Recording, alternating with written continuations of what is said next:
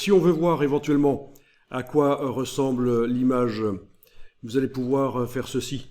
Enfoncer la touche majuscule sur le clavier, donc la touche juste au-dessus de la touche contrôle, la touche majuscule, et en ayant la touche majuscule enfoncée, vous cliquez sur le masque de fusion. Voilà, il est désactivé. Donc là, tous les pixels apparaissent. Ce fond qui est clair, mais qui a plein de taches. Donc bonne méthode pour extraire. Quand on a un élément qui est sur un fond clair, ça peut être dans une photo aussi. Vous avez quelqu'un qui est sur un fond de ciel clair ou un mur clair derrière lui.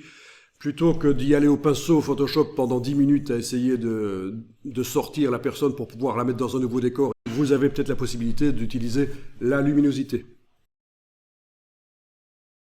Sans enfoncer aucune touche, vous pouvez recliquer sur le masque de fusion.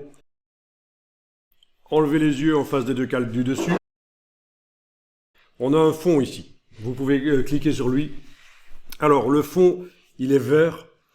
Ce serait peut-être mieux, parce que le dragon sur lequel on est en train de travailler a pas mal de couleurs vertes. Pour vraiment contraster, ce serait mieux de lui mettre une couleur rose, par exemple rose fuchsia, quelque chose comme ça.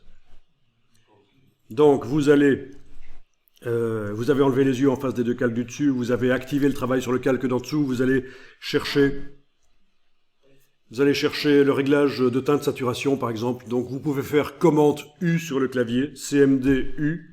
Donc vous enfoncez la touche CMD, vous la gardez enfoncée, et puis vous enfoncez brièvement la touche U, c'est le raccourci pour teinte saturation.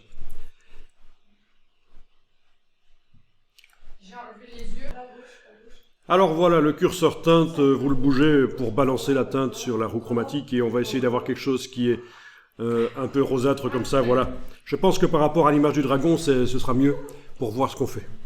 Ok.